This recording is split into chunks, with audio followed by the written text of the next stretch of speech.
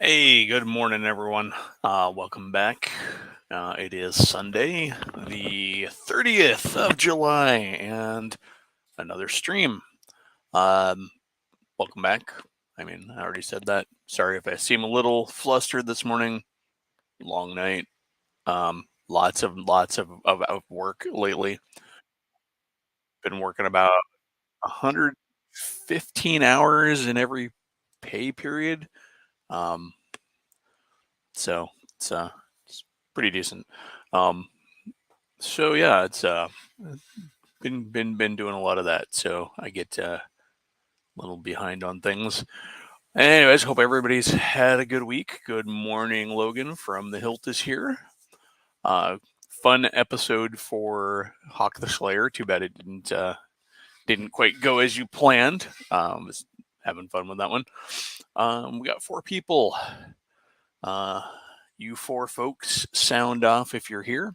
I have posted a link um, at the top of the comments there if you'd like to come on and talk. Morning, R.W. Bishop. Today's subject is going to be, as the title of the stream says, um, generic versus specific. And those terms are probably not the best to convey what I'm actually talking about, but they are the most grabby and therefore good for titles. Um, I guess you could call them clickbaity, but it's not intentional. So, kind of a preamble here. When I'm talking about generic versus specific, it is with full realization that generic settings, or more properly, broad, open, or general setting RPGs can turn very specific and can be played very specific. Same time, I'm also very aware that specific RPGs, and I'll define that as RPGs that are made with a very focused, and that might be a better name for them, but a very focused theme, setting, treatment of a genre, or specific IPs, and that's where I borrowed the specific term from, can also be used for more general and open play.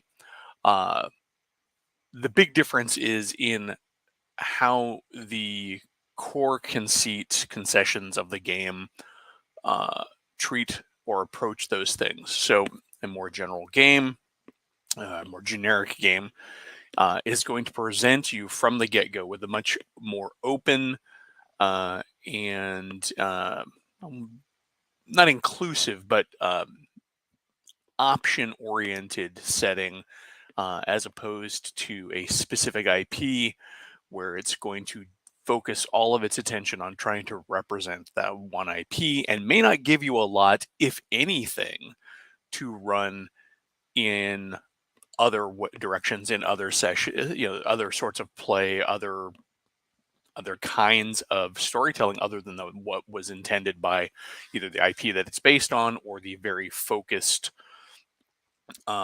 theme and story that the game is presenting. And this can be a little tricky sometimes. But the reason I picked the 2 that I did for the sort of the title illustration is that because Cyberpunk, while it has its own universe, has been written from the very get-go to be a wide representation of a lot of different elements of the cyberpunk genre as a whole. It includes concepts and rules and details that encompass everything from Terminator to RoboCop to whatever.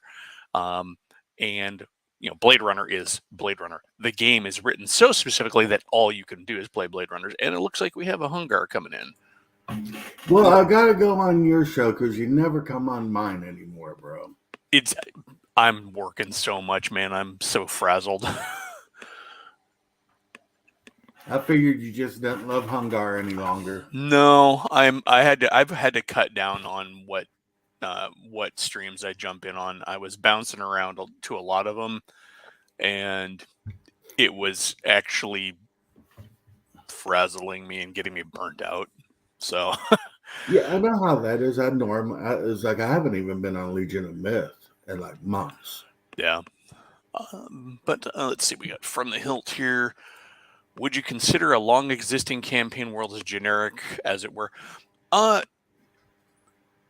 No, I guess not. So I guess in continuing my opening statements here, I'm not talking about what you do with the game so much. I'm talking about how the game is made and what the intended purpose of the game is.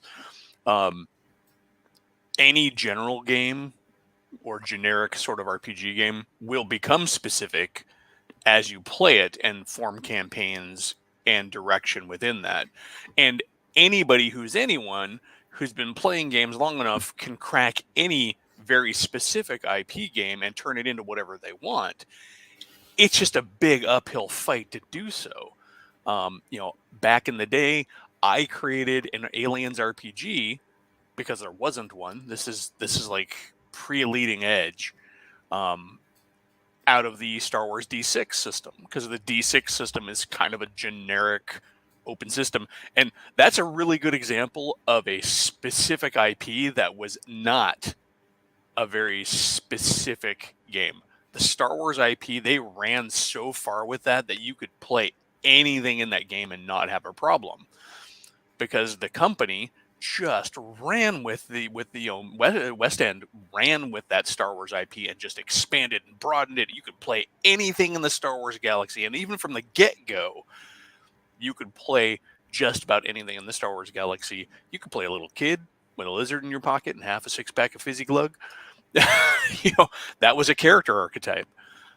Meanwhile, you get I remember that. That was great. Meanwhile, you compare that to Fantasy Flight's Star Wars, which is so dialed in and so focused, and very likely a product of modern day licensing versus the Wild West licensing that West End's Star Wars was, because that was like the first real big IP RPG that came around. So Fantasy Flight, they're so laser focused on what is in the movies and what is they're allowed to put into their game, and the character options are much narrower even from the get-go of that game. I tried making just a farmer in Fantasy Flight, and because of all the skills that I had to take even for a basic character, I ended up making a community leader of a farming community because I couldn't just make a farmer. The way I've always put it, Star Wars West End lets you start at New Hope levels of skill, whereas Fantasy Flight assumes you're at your Empire Strikes Back or Return of the Jedi level of skills. West End, you go in there, you could pretty much do it. You could play West End Star Wars and not even realize you're in the Star Wars universe. Some of my first characters were just nuts. I played one guy who was written. I mean, he was a very Star Warsy character. I made a character who was sort of like the shadow version of Luke Skywalker. In other words, I had a kid from Tatooine who was a farm boy, but he didn't go the way of the rebellion. He joined up with Jabba's crew. He became a bounty hunter. His name was Mix Makuta. He was a cool character, and he was just fun to play. My next character was Jobin Jabi, the used starship salesman. And he ended up becoming a rebel because a bunch of rebels came to his car lot looking for a ship when they had to escape. And he's like, "Come right aboard, fellows. I have anything you could need." Sure, it'll hold together. This one's a gem. And that's what's great about open-ended games, like generic games, like GURPS, generic roleplay. I mean, GURPS is the ultimate expression of that, though. Yeah, it's like you're talking about. I'm developing a game right now. Yeah. World War II zombie apocalypse game. And I've decided to use the Warhammer Fantasy type system with a 2x10 system. Yeah. Percent will roll under because it's such a generic, easy thing to use. Percentile is so easy, and it's automatically intuitive because it's literally the percentage chance that you have to do something. Mm-hmm. The hardest part is just coming up with the mechanics of how to get to certain percentages. You Yeah. know, otherwise, because real quick, I'm going to jump into some of the comments here. Um, Ravenloft's great for generic. yeah, especially the boxed campaign setting.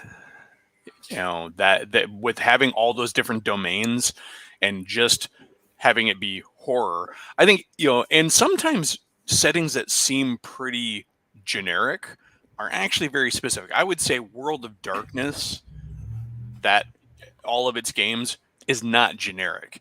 That plays a very specific, heavily themed style of horror, and Yeah. it's hard to fit anything else in there because they've got such a strictly laid out cosmology and internal logic to their world, that it's hard to put other stuff in there. Let's see. Oh, what's the name of your channel, Hungar? Hungar the Starvarian. Yep. I just figured I'd let you say it. I've Sweet. actually put out 3 new t-shirts. I added 3 new t-shirts last night to my TeePublic. Yeah, if you guys haven't seen Hungar's main icon, it's pretty dope. It's pretty up there. I think he's gonna kill his photo so he his camera so you can see his icon. There you go. That's the Hungar the Starvarian. Let's see. RW Bishop. I associate generic with sandbox and specific with module. Is that the kind of feel? No. I mean, yes and no. You can have a very specific sandbox. If your sandbox tells one kind of story and is laser focused on one thing, then it's still going to be a very specific sort of a game. That said, it can't grow into something else. Again, I'm kind of more talking about rules presentation and content, and how the games are written, not so much how you use them, because we all know that an RPG is what you make out of it. But it's harder to do with a game that is super focused than it is with a game that's more open. So I mentioned Cyberpunk, I mentioned Star Wars. D&D, despite all the campaign settings made for it, has still managed to become very open and generic, to the point where 5e is even maybe generic, not just generic in the clickbaity word version. It is so bleh in its interpretation of fantasy that it's just kind of a kitchen sink. D20 Modern. D20 Modern, yep. You can take D20 Modern, you could run that realistically in the 1920s to space age. Yeah. And you could run it from anything from, hardcore military action, very gritty, very real, or you could run it John Woo. You could run it wuxia with all of your karate and kung fu going around there. You could do 80s classic action movies. You could but Anything. the rules did not hold you back. Going back to Blade Runner again, that game is a hyper extreme example of specific. One of the main complaints over the Blade Runner RPG is that you can't play anything in that game other than a Blade Runner, and there's nothing else for you to do in that game other than go hunt replicants. See, if I was playing, I glanced at the Blade Runner game. I never got into it, and because my brother has so many games, it's not like we're going to get into play a lot of the games. Yeah. But I mean, I love the concept of Blade Runner, but if with it being just you're Blade Runner and that's it, that makes it a little. They've now leaked that they're coming out with another supplement that lets you play replicants. But I still feel like that game is still just offering you an either or and not a wide table to choose from. Yes, you can fill it in, but even in Roy's final speech before he dies, he paints this picture of a bigger universe, and the the billboards that are flying by in Blade Runner with their move to the off-world colonies, blah blah. There's so much more going on in Blade Runner. You know? Roy Batty's final speech is one of the best monologues in movie history. Yeah, but what But you know what he's I'm talking talking about. about everything that he's seen. I've seen ships on fire. I mean, C he's seen beams. everything. You're He's like, seen what the hell's everything. a C beam? Yeah, he's seen everything. So the world, I mean, it's like the universe is your oyster. There's so much stuff to do out there. But you're what in San Francisco hunting replicants? Yeah, and meanwhile, if we flip it to the other side, Cyberpunk as presented, and I'm an old 2020 guy, so I'm in that golden age of Cyberpunk where I had 8 million supplements, and and it really reached to grab everything. You could hunt replicants in Cyberpunk because who knows what Arasaka has cooked up in its lab or Biotechnica or whatever, or you could emulate that by having some really super kitted out custom body mod person, and you're playing the Blade Runner story, but you're not. It's either a cyber psycho or a biomodded person. You could do RoboCop. You could do Screamers. You could do Road Warrior. I borrowed the Death Valley Free Prison from the Cyberspace RPG, which was put out by Iron Crown Enterprises. It was their cyberpunk game. Yeah. In their game, the entirety of Death Valley has just been walled off and turned into a free prison where they throw you in there and everything inside of it is Mad Max. See, and I love Shadowrun, but Shadowrun is very, you're going to play Shadowrun. This is what you're going to play. As like you're saying with Cyberpunk, it can be everything. Yeah, you can change the city of Shadowrun from Seattle to wherever. Oh yeah, I made my still own game. Gonna be, yeah, but Cyberpunk, like you're saying, is so open ended. Yeah. It's more of a generic system. Now, being from Seattle, we played in Seattle. we played in Seattle, but we also had like when we played Vampire the Masquerade, we played in Orlando because we lived in Orlando. Yeah. So we knew all the bars and all the hangouts and everything in Orlando. Exactly. I'm going to take a moment here, say good morning to Full Metal Dragon, GM Cody, Mechhead Studios. You guys all welcome. What's up, guys? GM Cody and Mechhead Studios both have their own channels. Worth saying. Full Metal Dragon, do you have a channel? And if so, go ahead and throw it up in the comments. I follow GM Cody. Yeah. I am sub GM Cody. He just hasn't noticed you yet because you're able to duck into a back alley every time he turns around. But I've never checked out Mechhead Studios or Dragon. I'm going to have to do that. See, Shadowrun, I love. Here's my issue. I love the novels. I loved the Shadowrun novels, and the novels made me love the game. But it is crazy. Hey, what's up, Mages? Mages Musings, welcome, sir. Yeah, and see, I would say Shadowrun is one of those games that is still very broad in what it allows you to do because it does present you with a lot of interesting things going on. It's much more heavily themed than say Cyberpunk is, but I would say it is still a very broad area. You could play regular Cyberpunk stuff in Shadowrun and never really touch on the magic if that wasn't your flavor. If you picked up Shadowrun, let's say you encountered Shadowrun before you encountered Cyberpunk, and you got in playing Shadowrun, but the magic just wasn't doing it for you, you could easily pull the magic out of Shadowrun and still play it. Whereas trying to work other styles of play into a tight framework game like World of Darkness or Blade Runner, or even things like Alien. Alien's another example. While I have played a lot of other stories in Alien, when somebody sits down to play Alien, they're kind of expecting Alien. And as a GM trying to make other things happen in there is a big universe. And fortunately, the RPG for Alien, the official one, has presented a wider universe with a lot going on. So you can still play pretty broadly in there, but it is a pretty tight tightly focused IP. There are like Call of Cthulhu, despite it being ostensibly based on H.P. Lovecraft's work and his contemporaries, still allows you to play a very wide variety of games. In fact, the original rule book has rules for conventional horror monsters in it that aren't Lovecraftian stuff.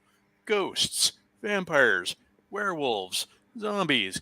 You can play that kind of stuff in there because they knew that people coming to it either wouldn't necessarily be familiar with Lovecraft, but they liked horror, or sometimes you're just a little tired of unspeakable, unknowable tentacle horror.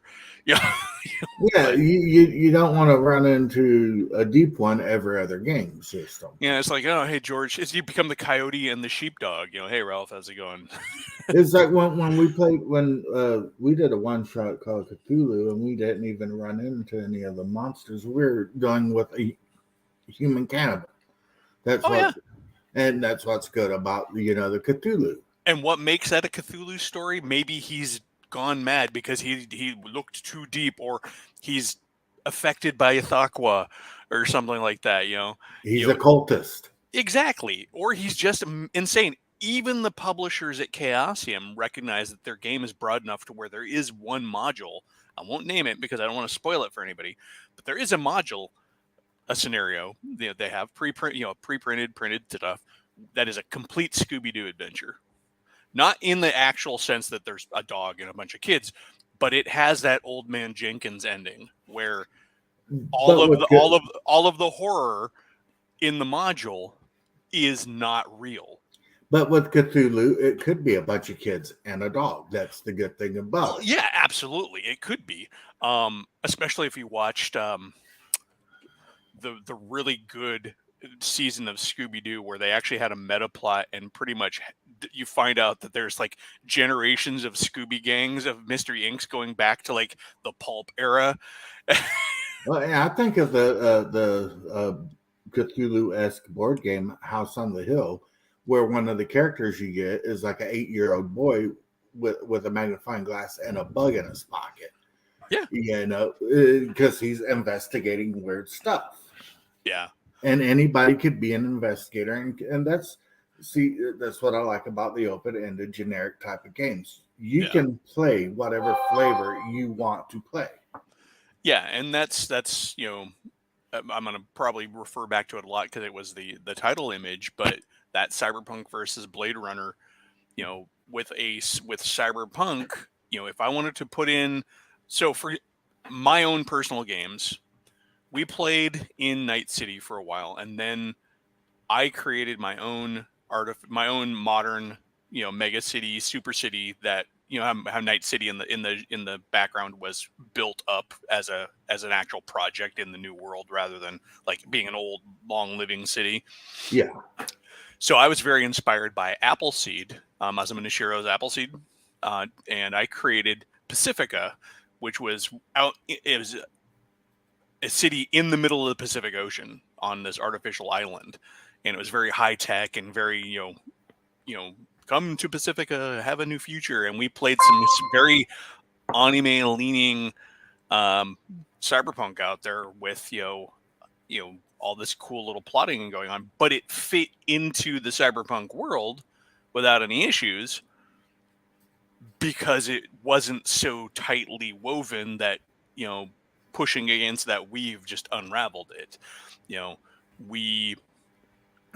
If you wanted to have a xenomorph type storyline in cyberpunk, it's easy because it's just something that escaped from a corporate biolab, or it's a cybernetic cybernetic device or something like that. Like you said, anything's possible because you don't know the freaking corporations are doing in cyberpunk. Well, the corporations, private parties, gangs, there's all sorts of stuff just going on in the cyberpunk world, and they've written it in such a way that it allows you to do all of that. I mean, you can fight out a corporate war if you want. I mean, one of the campaign arcs that ended up towards the end of 2020 was a big corporate war. So yeah, let's see.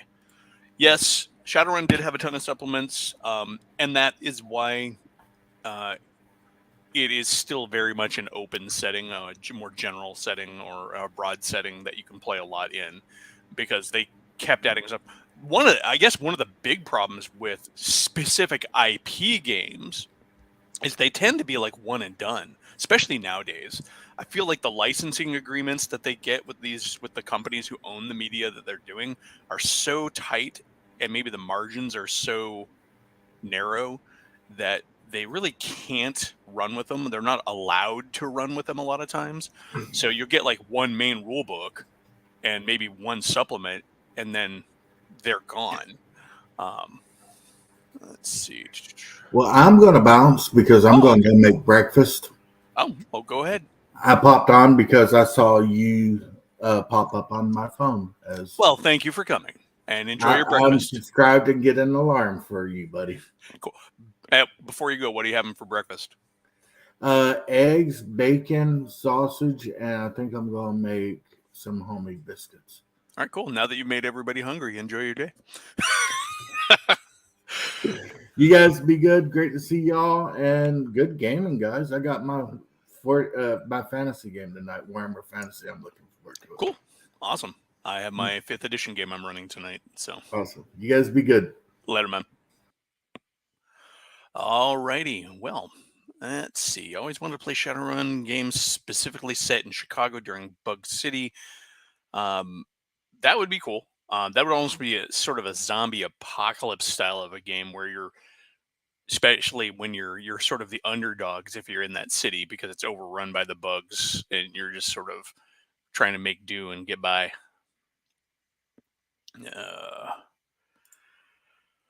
Oh yeah, I slept in this morning. My dog was nice and let me sleep in. Let's see.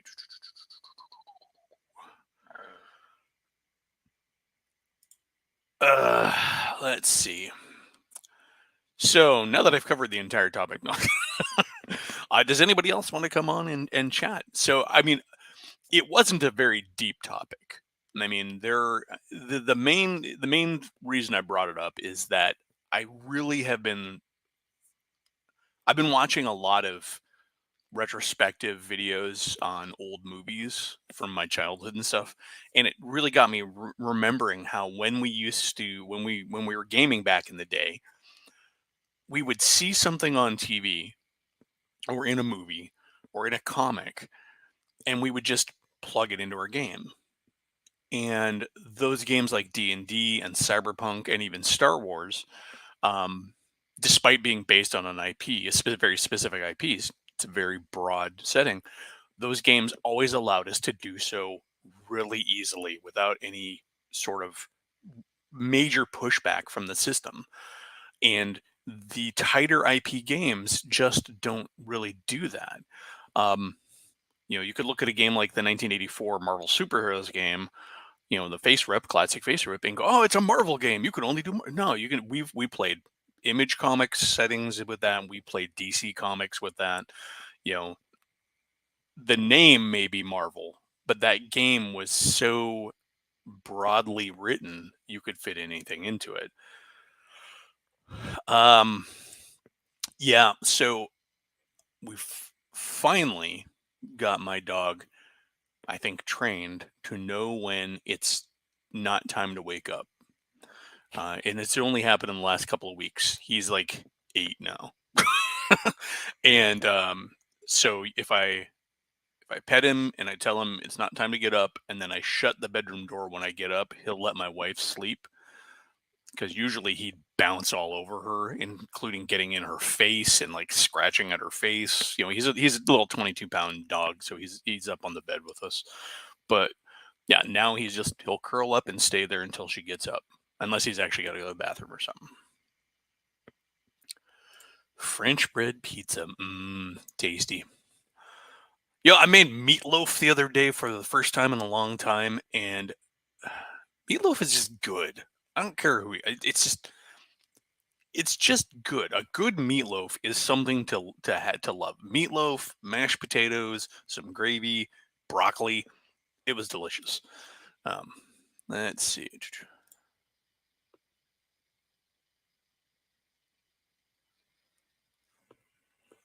Copyright notice? I did not. Where was it? Did it pop up on your screen or weird? Or did it get sent to your email or something? I did not get anything. Uh, weird. What's copyright? I mean, is it because I used the image of Cyberpunk and Blade Runner? I think that's covered under fair use.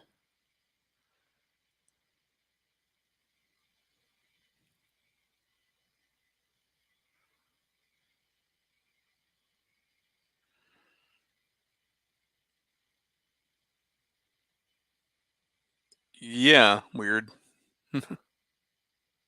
Oh, that's GM Cody. You got a copyright notice from your channel. Never mind. I didn't catch that.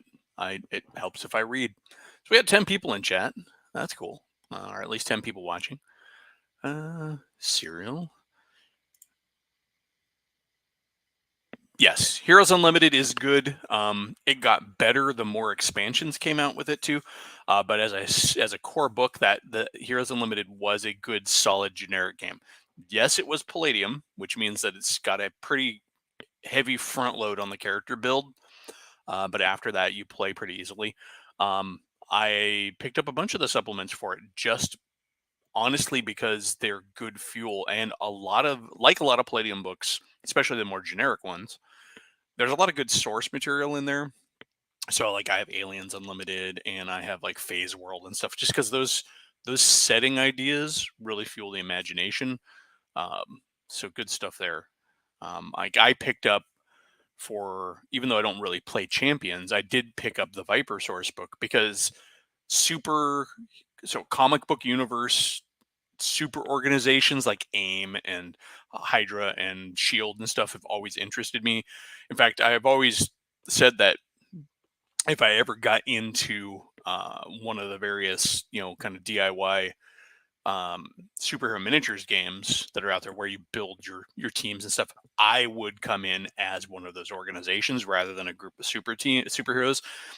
Pick up some cool power armor looking guys from some range out there to be your anti-super suits, and some high-tech agent looking guys to be your generics.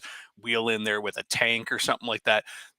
Nobody wants to play those guys in those miniatures games, but they're always in the comic book universes. You have Shield in Marvel, and then the Champions universe has its version. I can't remember what it's called, but then you have like Hydra and AIM in Marvel, and in the Champions universe, that's Viper. Viper is sort of both of them, and then it's also Cobra at the same time. So, I mean, hell, in the Marvel universe, GI Joe showed up during the classic GI Joe years, and the GI Joe vehicles and characters would often show up in the background when the U.S. military would show up in the comic book universe. So, yeah, Heroes Unlimited does have a lot of good. Palladium, whether you like the system or not, they produce a lot of really good ideas and content. I honestly think that the Palladium fantasy setting, even if you don't like the Palladium system, that world is a very nice, tight, old school style fantasy setting that would easily play in another system. I mean, you could do it in 5e and not destroy it. Probably easier to do it in 5e than, say, some other worlds in 5e, because Palladium fantasy is a pretty powerful fantasy. So, yeah, I somebody must have written a memo saying, hey, we haven't had enough copyright strikes. We haven't been able to steal revenue from people enough. We need to increase our stolen revenue. Sorry. Let's see.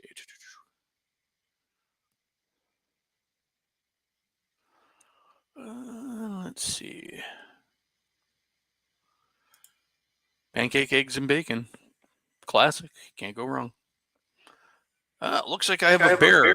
Oh, yeah, you do. Good morning. He lives. How's it I going? do. Wow, my hibernation is officially over tomorrow, so nice to get out. You still look like a bear. But Thank you. I work so hard at it every day. so let's see. What So do we it's got? funny. You're talking about the idea of generic versus specific, right? And Yeah. I don't know if you know Those Mr. are Welch. kind of clicky baity Yeah, terms. yeah, for Yeah. sure. Yeah. But you know Mr. Welch, right? Yes. Okay. Love his channel. Okay. He hates licensed games. He's Yeah, a I can big tell. anti-licensed game guy, right? He doesn't care for them at all. And I find myself, the older I get, agreeing with him. Oh yeah. Sadly. Because I used to love licensed games. I mean, Star Trek has always been my favorite game of all time, setting-wise, right? So Yeah. So and I've been so disappointed by the latest batch of quote unquote licensed games. That said, Free League does wonderful stuff. I'll never say a bad word about Free League, but overall, like, I don't care for Modifius's work. Modifius really seems to have established a model of grab an IP, use it up, move on to the next one, or grabbing onto indie titles. They're sort of trying to follow in the footsteps, I think, of Osprey games, where they're like, "Hey, you've got a game out there, and you've been tooling around on the internet as an indie. Well, we'd love to give you a professional printing treatment of it." They're also very doubled down on their 2D20 system. Yeah. Which honestly I'm not a fan of. I don't mind it in Star Trek, but I don't love it, and I hated it in Conan. I had backed the entire Kickstarter for the Conan from them, and I wound up giving it to a friend, like the entire thing, like, here, man, have it all. I don't care. Yeah. It's just not for me. The IP games, it's funny, is like I mentioned earlier, the Star Wars, the original West End treatment of their official IP game, they just ran with it. I mean, but that was back, as I was saying, kind of in the Wild West of that. West End games. Star Wars was dying. Well, I know, but their treatment of the game, though, is much different than you'll see nowadays. But then again, they were sort of one of the first ones to really do a big IP. I mean, other than like Marvel. Well, and FASA with Star Trek, which got them in a lot of trouble once Next Gen came out, and they kind of tried to sort of backpedal on a lot of the ideas that FASA had gotten into, the more militaristic side, right? Yeah. Like, it's really weird. People don't understand that about Star Trek, is that, hello, Yog, hello, everybody. Hey, hi, everybody. Hi. What people don't understand is that up until Next Gen hits, Star Trek had always had a militaristic bent for the fan base. And people seem to think that Next Gen is the defining factor of Star Trek, but they forget that there was 20 years of Star Trek that existed before Next Generation. I always love how Next Gen's like, the Federation never has anything for money or blah blah blah, and yet there are very specific episodes of the original series where they're like dealing with miners and their shares and their profits. Oh yeah. And that whole Horda episode is like, it's cutting into our profits. We're here to secure your profits. What is Mud doing? Why is Mud running around trying to sell Venus drugged enhanced women to lonely miners out in the colonies for social credit? Like, come on, money clearly exists in the Star Trek universe. What I think they meant to say, and this is where it gets too simplistic, so we're really getting off topic now, is that the idea of that pay does not exist. Yeah, there's the Federation. They're a post-scarcity universe. Yeah, you're not paid to do things, which is why people who want to be rich or want more than what the Federation is willing to offer them as a basic income or a basic subsistence fuck off into the colonies and do their dangerous stuff to make a chance to build a better life and build profit and what have you. Fun stuff. Yeah, but it's sort of like you always get the sense that the people who are out there on the colonies are the folks who are like, the Federation's kind of meh. I want to make my own way. Yeah, I don't want to be a kept dog. I want to go out and be a wild wolf, right? So I go out and have fun. Now, the Star Trek game by FASA was fine with everything they were doing up until Next Gen, when Roddenberry started to exert control over Star Trek again and try and really take it by the reins. Yeah. And he fucked them. He fucked them hard and yanked that license from them. Part of that comes from some of the people who were producing Star Trek at the same time. Like Berman, I think, really wanted to run Star Trek in a different direction. And you can see that with... That's later. I know. That's much later.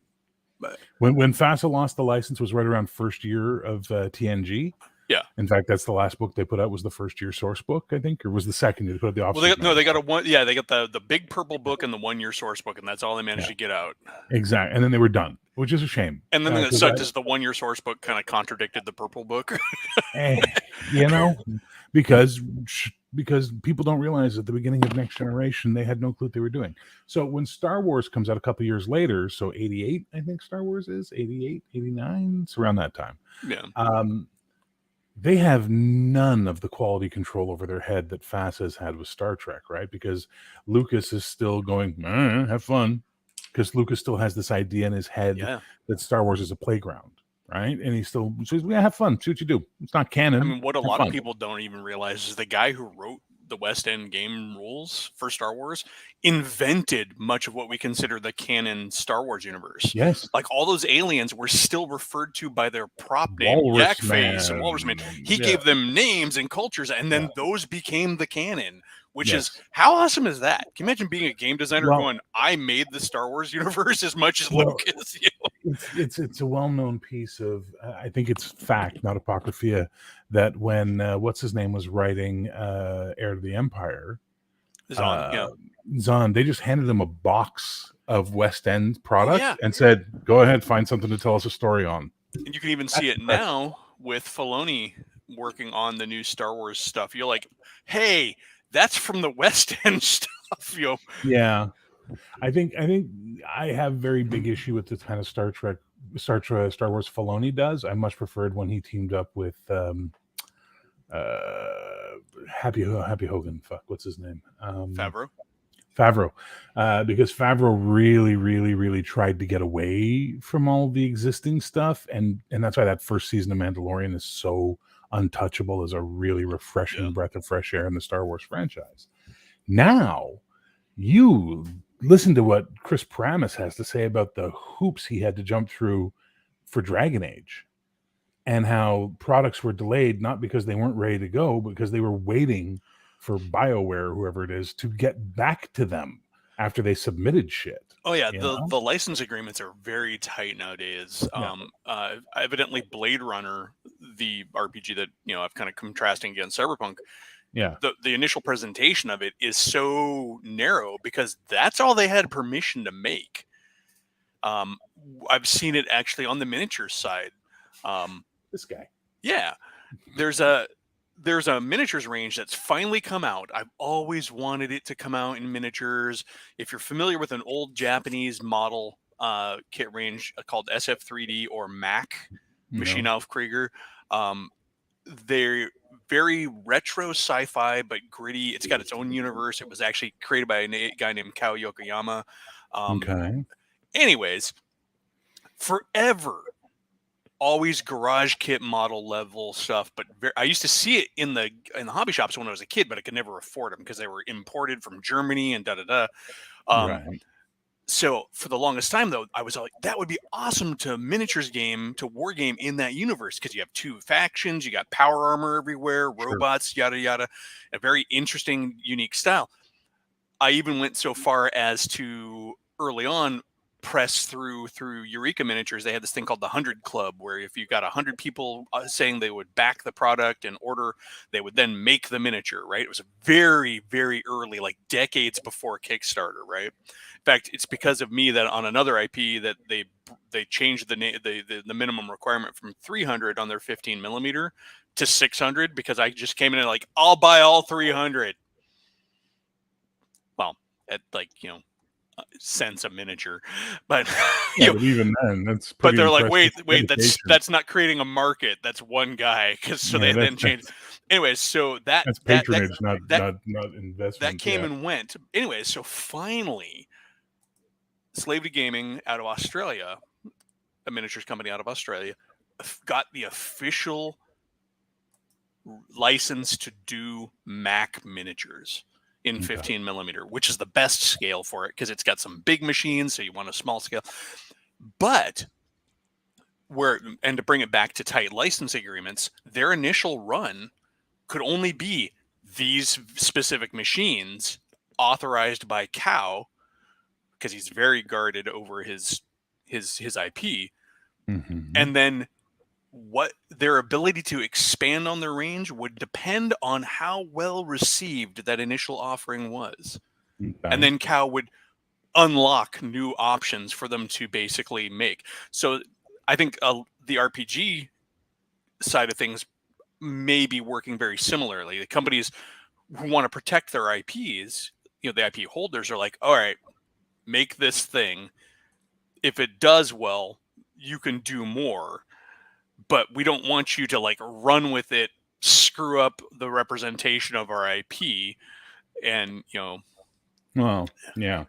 One of the big fears I have with a certain game that has come out, or sorry, will officially be coming out in a couple of weeks. But I got my review copy in the mail this week.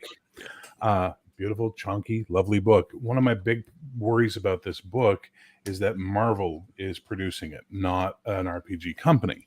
Yeah. Last time Marvel produced a RPG, oh, look at that character sheet in the front. Didn't even notice.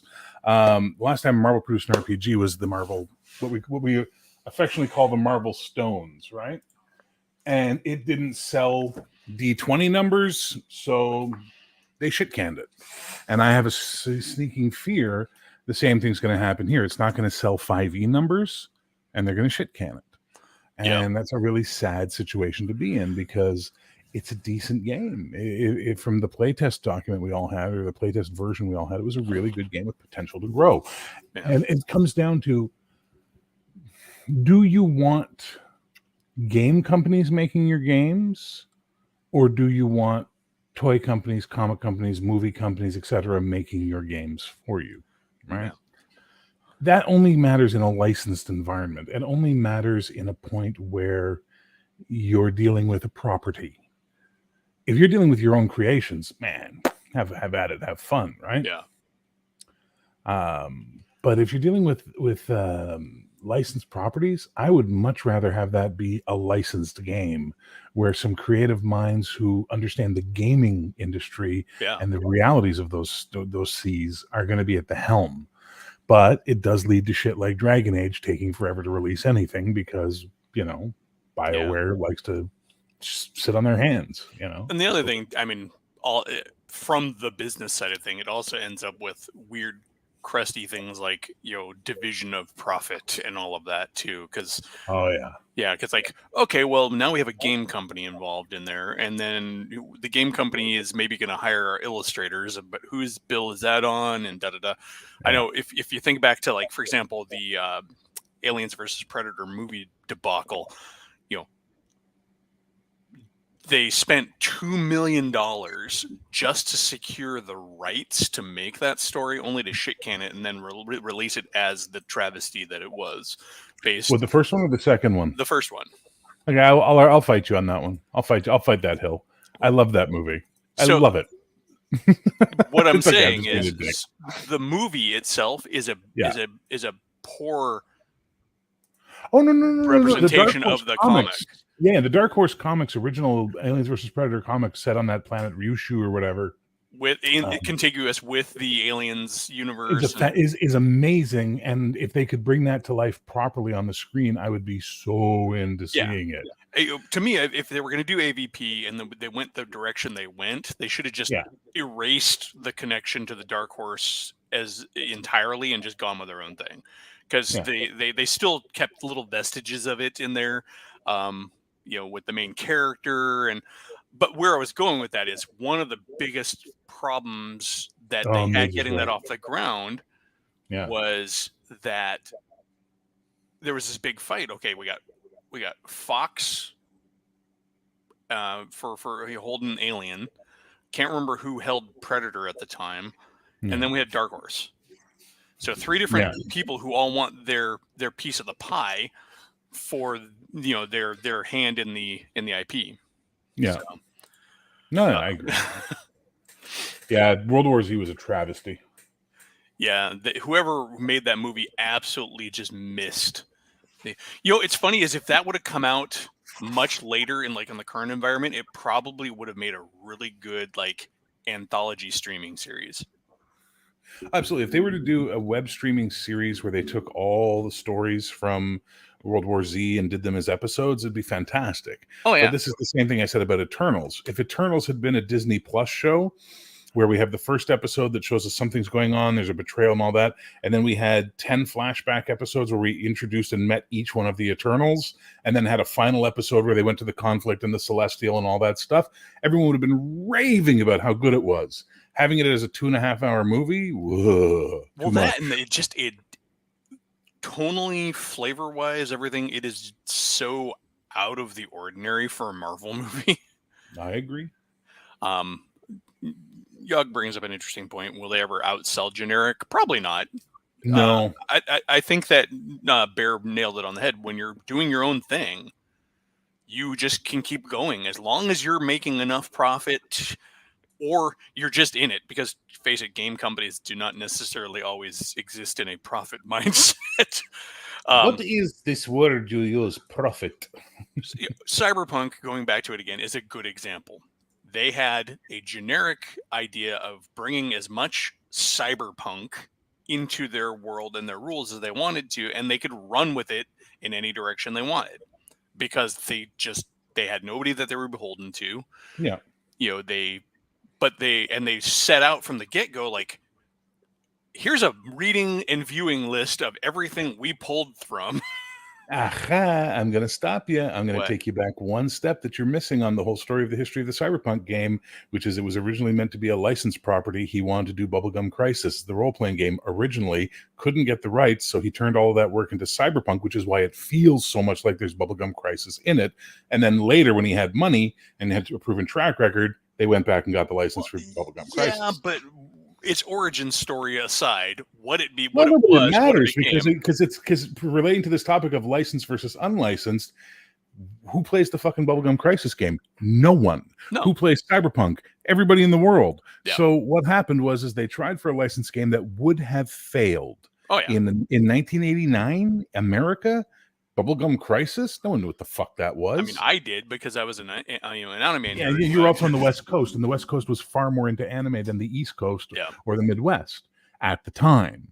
Because I remember when I went to Vancouver in '94, I was like, Jesus, there's a lot of anime here. What the hell? Sorry, what? I had the videos for Bubblegum Crisis. There you go, right? Whereas back east, we might get a tape traded to us. And like, it's this, some weird Japanese thing. Okay. But Cyberpunk, having all the tropes of Bubblegum Crisis, except for the boomers. He left those out, or the boomers. They have the cyber psychos in there who are They have the cyber psychos, which are the stand-in for that. And as a result, fantastic. Y'all, you don't play anything that has, pew-pew electronics in it. Unless it's, Cthulhu. Let's see. Predator movies are all... Yeah, I mean, the Predator movies,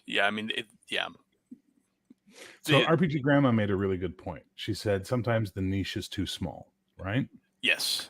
And this is one of the things for me that really breaks my heart. Did you ever watch the show Killjoys? Yes. That is the greatest RPG sci-fi universe waiting to be exploited by a game designer. It's such a great universe to role play in. You can also play it in other games, but that's the joy of generic versus specific. You could do it as a source book for Savage Worlds. You could do it for whatever. The point is you could do something with it, and no one did anything with it. It was too niche. It was too small. That's the other thing that I remember. Now that you bring it up, with generic games, often they would plug in a specific IP when they could get it. Cyberpunk did that with Hardwired and When Gravity Falls. Fails, yeah.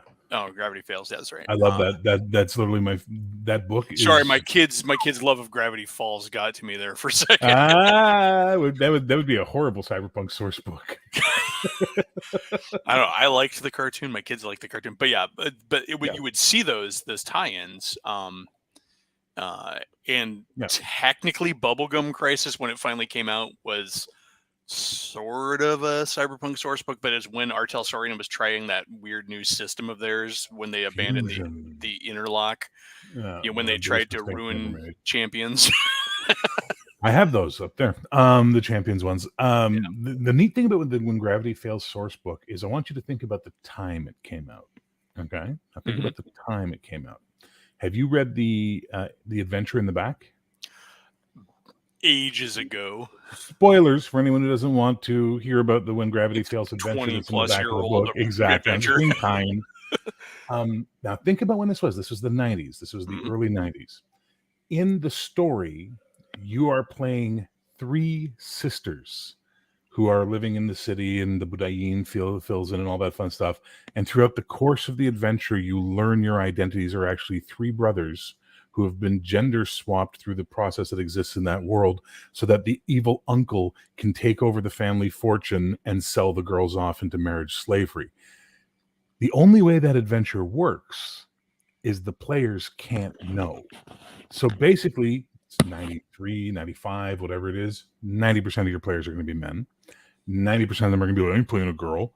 So your buy-in level is going to be really restricted. Today, that adventure's fine. That adventure, people would play that adventure in a heartbeat and not even care about that. I'm playing girls, okay, I'm playing a girl, whatever, they don't care. But in those days, I remember when we read it, we were like, this is some bold-ass shit. Like, this is cool. Yeah, and if you were, depending on who your friends were, they're like, I don't like this supplement because it has that stuff in it. Yep.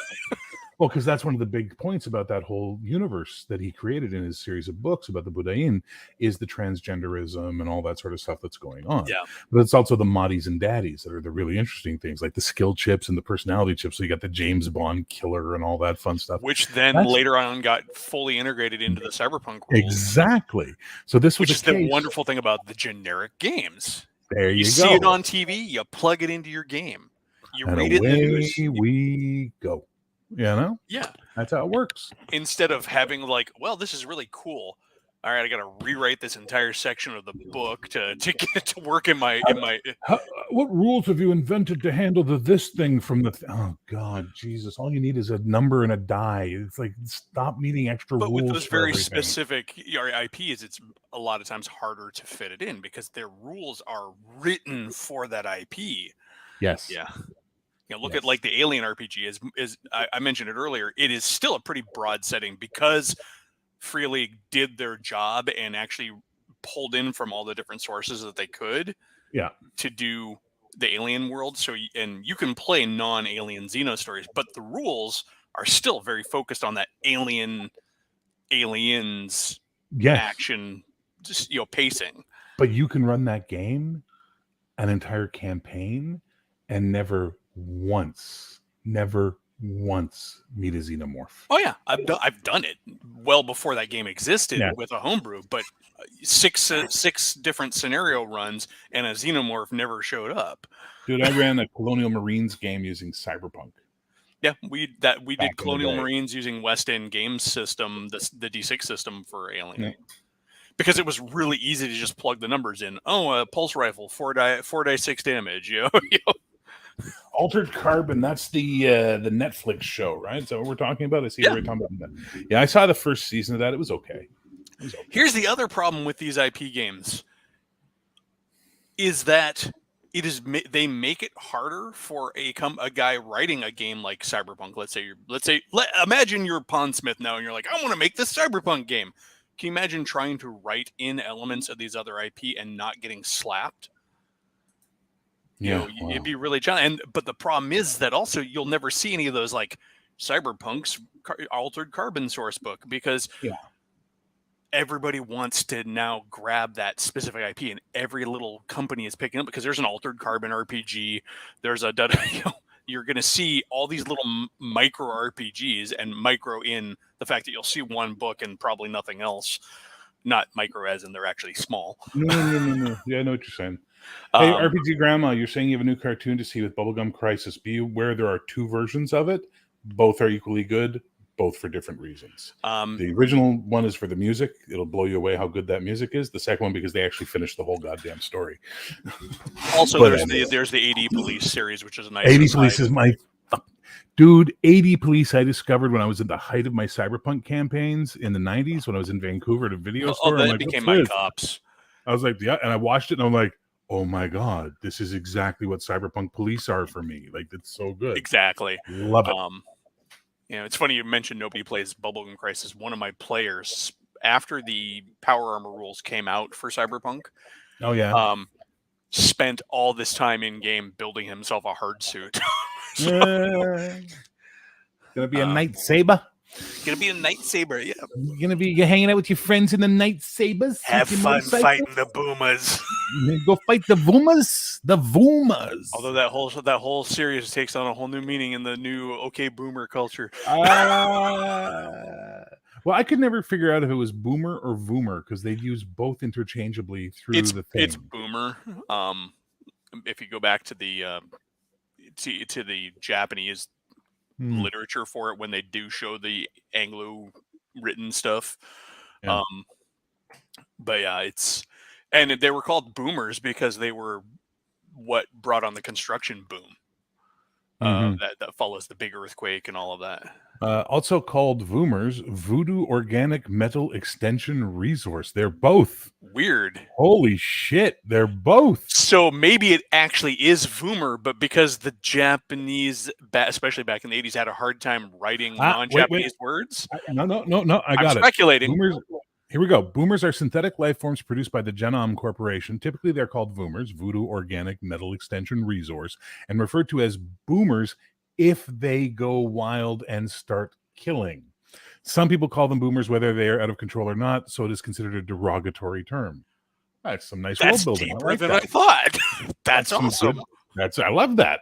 You are fast on the research there, sir. Oh yeah, I have to be. Trust me. But no, that's what's funny. I've been a Bubblegum Crisis fan for a long time and never knew that. Fair enough. I just discovered this now. Yeah, you knew that they called them Voomers. I had never even heard that. What is hilarious is, I'm a big Gundam guy too, and I like giant stompy robots, but specifically the Gundam universe. One of the channels I follow, he did an episode on all the faux German used in all the mecha names, and his girlfriend is German, so he had her sit down. Is like, so what does this mean? And she's like, I have no idea what they're trying to call that thing. And this isn't an actual example, but off the top of my head, just as some sort of joke, it'd be like, it's the happy pancake mecha. Yeah. But I had this happen to me at one point in time. I was looking something up for a character I was creating. I have this in the Golden Age. I have these American Nazis called the Swastika 7, and they're basically they're super powered people that came out of that period where America wasn't sure if they were cool with the Nazis or not before the war really takes off. Yeah. And then eventually they become villains because America goes obviously against the Germans. And one of them is this big rockabilly looking dude who I called Bundwall, because a friend who spoke German told me that Bund meant wall. So I thought it was really funny that this guy was so dumb he called himself Wall.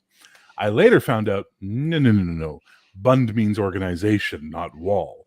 And I'm like, I wish I was still in touch with this guy so I could go slap him for giving me bad German, We got a guy slapped by the German exchange student girl in high school. He's like, give me something I can tell her that in German. I won't say what we told him to say in German because it's probably not correct as far as its grammar, but also it was very rude. It got him full on like anime slapped, Yeah. And she was not a small woman. She was a senior in high school, and she was pushing 6-something. Her name was Elke. But hang on, just to take Hilt to task. It's right here, baby. I type. I just don't punch my keyboard.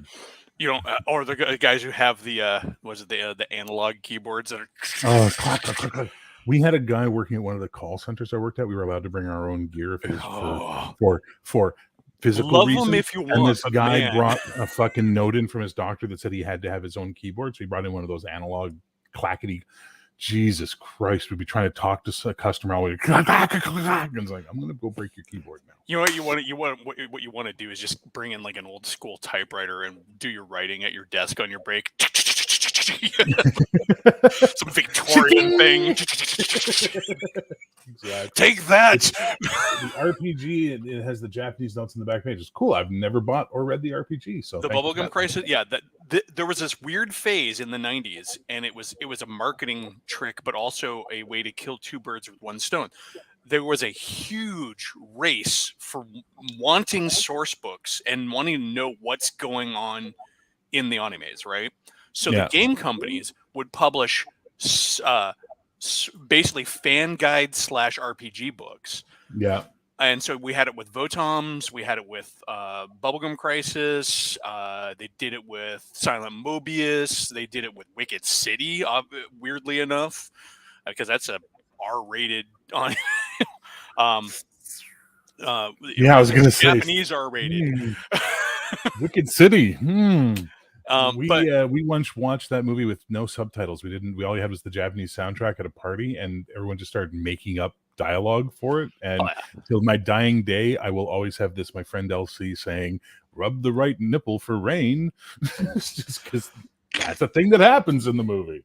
But yeah, no, the Guardians did a lot. In Quebec, Palladium took off well in the late 80s, and you used to see in some of the comic shops and stuff these little stapled together foreign translation conversions to Robotech of weird stuff. Yeah, with the but yeah, it was kind of a cool time. And if you're the only reason I really picked up the Bubblegum Crisis stuff was for the stats, because the neat thing is they would also just pull the art from the line drawings from the Japanese perfect manuals, the fan made perfect guides. So you're getting, and they would also, this is the neat thing, they would also often give stats for things that never showed up in the show but are in the background notes for the world. Here's this giant, mechanical moto slave that helps out with the hard suits that you never see on screen, but it's cool, we're going to put it here anyways. That's not bad. Yeah, so they're worth getting, as a guidebook, source book, and as a game book. But that phase seems to have gone because everybody knows and has all access to everything they need to for anime now. So yeah, it's yeah. I mean, Christ, I've got the Goblin Slayer RPG on the shelf behind me. I am an old enough anime fan. They get teased for the way I pronounce it, because I pronounce it the way that they pronounce it in Japan. Instead of the I use the for anime. Yeah, I'm gonna let go of my favorite thing to say to people who do stuff like that, because I like you and you're someone I enjoy talking to. So I'm not gonna use my usual shitty, snarky response on it. By all means, go ahead. You baby.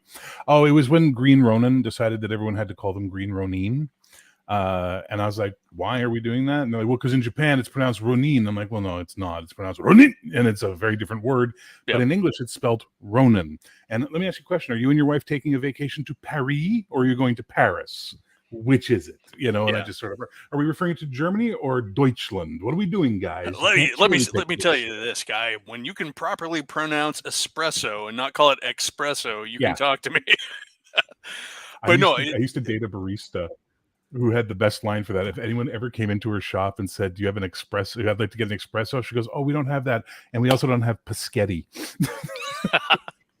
Brutal. Or Saschetti. That's another one I always used to hear. I've never heard that one before. That's nice. That's usually that was like a little kidism that held over to somebody's adulthood. Okay. Like they just hung on to it because they thought it was cute, but it had become so ingrained. Kind of like those people who are highly educated from places, but come from areas where they say axe instead of ask. I am such and such PhD, but I still say axe, because it's so ingrained in the vernacular. This is why I will never judge anybody's intelligence based on their accent and their vernacular, because those are hard to unlearn. Yeah, I'm not going to argue. I'm just going to say, yeah, except if you really want, I can bust out the accent I grew up with versus the accent I learned. Well, this is true. You can broadcast school, but not everybody is successful, and not everybody bothers. And there's also away, right?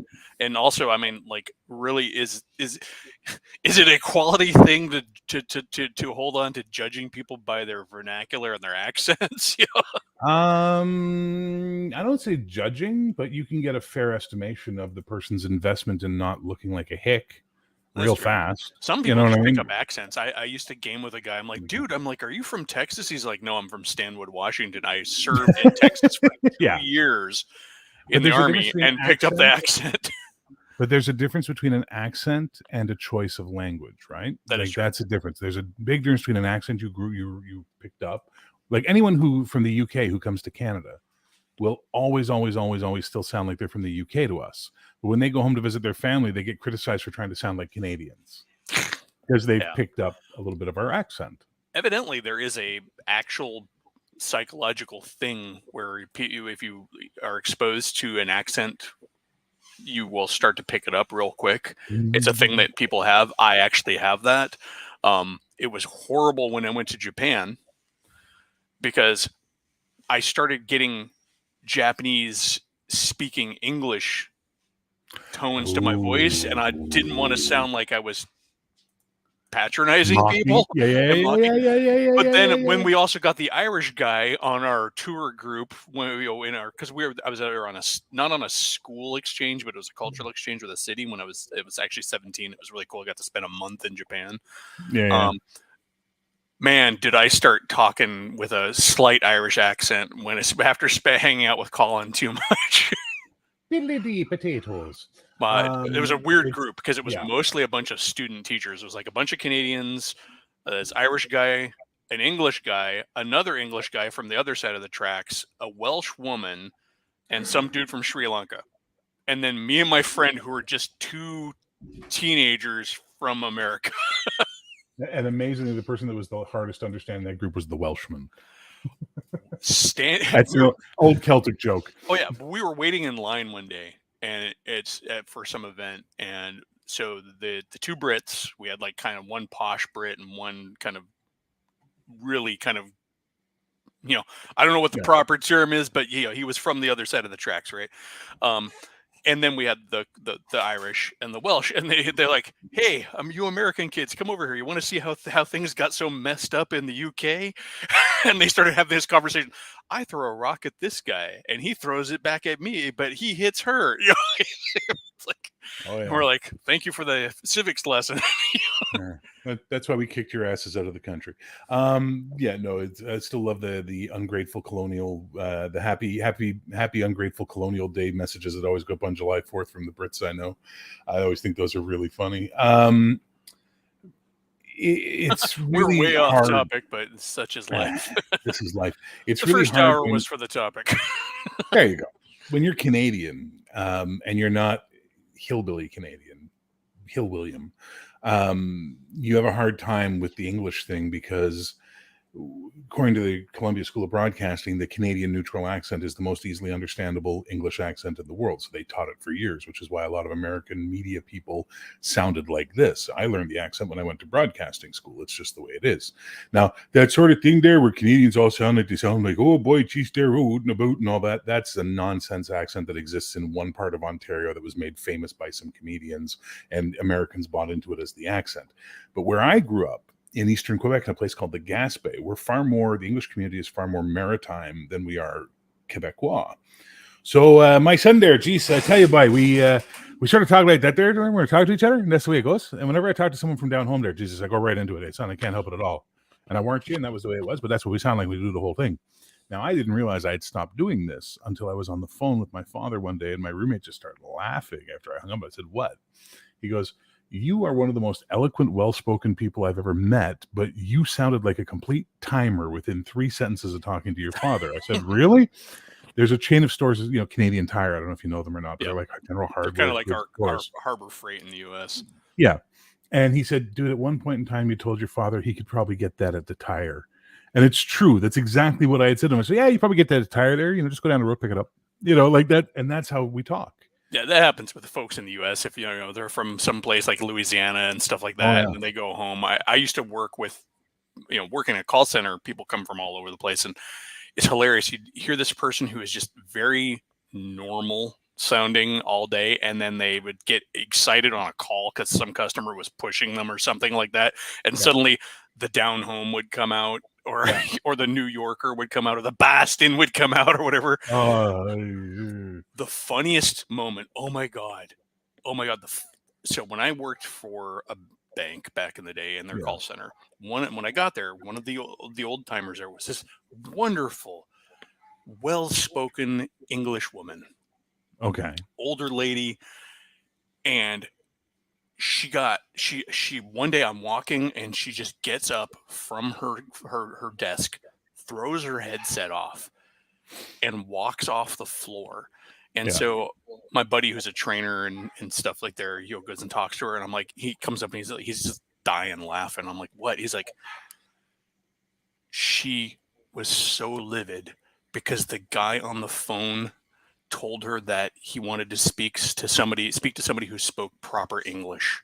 Mm-hmm. And she was just livid, because if you listen to her, she was like very like, I mean, sorry if this is a slur, but she was very Mary Poppinsy when you would listen to her talk, like very well spoken and blah blah blah. I'm like, dude, like, she was just incensed. Like, I mean, you see it all the time in call centers. When I speak to somebody who doesn't have an accent, I'm like, yeah, okay. I mean, like, the one thing that sucks is like we had folks who were from other countries. Oh yeah. But they were like, I want to speak to somebody in the U.S. He's like, I assure you, I'm sitting here in the middle of Seattle, Washington. Sure you are. No, yes, I am. I have one friend who was from Kenya, spoke wonderful English. Yeah. Very, very pronounced, but not thick or strong or obtrusive, Kenyan accent. And he would get PO'd. The man used to work for the BBC. He was a presenter and stuff like that. And he was like, I don't know what to tell these people. So when I was working calls, I had a guy one day said, oh, thank God. And I said, what are you thanking God for? What's going on? He says, you're English, and you speak English. You can actually speak English. I'm not talking to someone in India. Thank God I'm speaking to an English person. And my brain snapped, because I was dating an Indian girl at the time and quite happily in love with her. And I went, actually, sir, my name is Rajveer, but I thought if I just called myself Andrew, I would make you feel more comfortable in your ignorance. And I hung up the phone. And that call turned up in my quality check that week. Geez. And the QC guy is my buddy Tony, Italian guy. He calls me and he goes, dude, you can't fucking do this. I remember sitting behind, of course, you're always behind somebody in cubicle L, but the next cube over, this wonderful black lady, sitting on the phone, and she gets off, and she's just, I can see as the call's going on that her expression changes. She's grinning like with that, what kind of a dumb fuck is on the other end of the line kind of thing.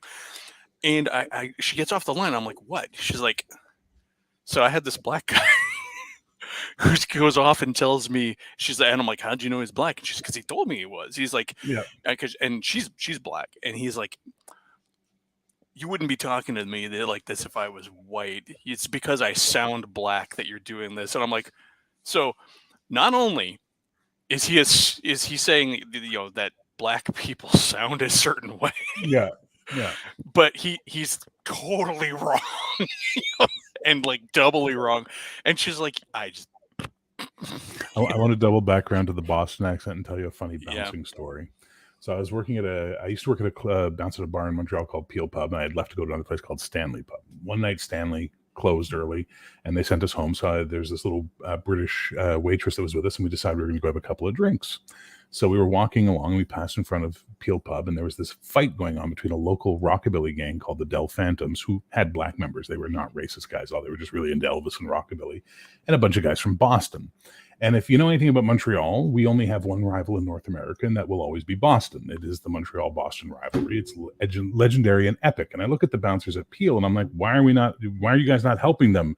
And they're like, Frank told us if we fight, we get fired. I went, well, I don't fucking work for Frank anymore. So I handed them the little waitress, and I said, protect her. And I waded into the fight, and I started pushing guys out of the way. And I grabbed this little guy, and I shoved him.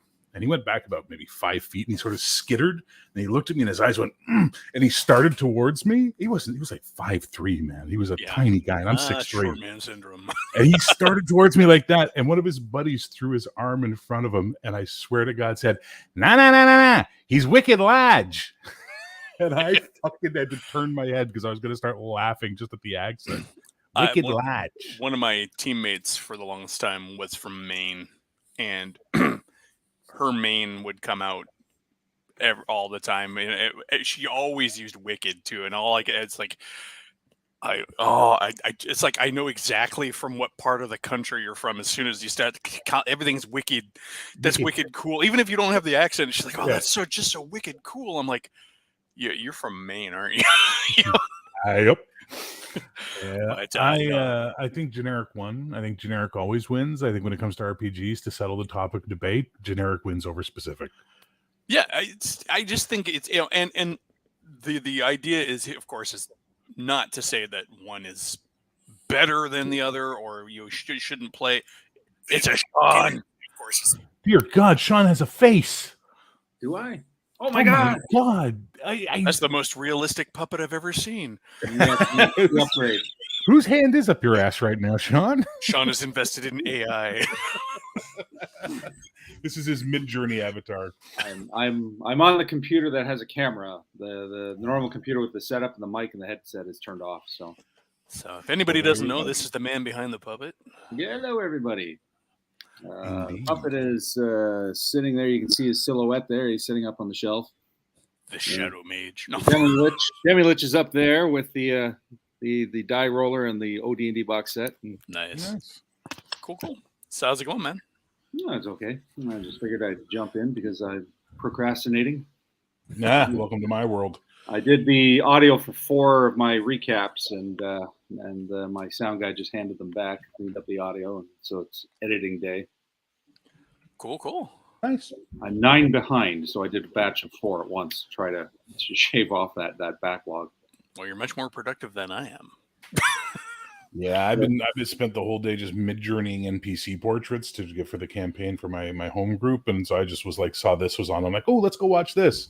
Oh, there's a link. Let's go talk on this. It'll keep me from fucking losing my mind with AI. Right now, with the work schedule I'm keeping, this is my 1 day off a week. I'm working 6 days a week, 10 hours a day.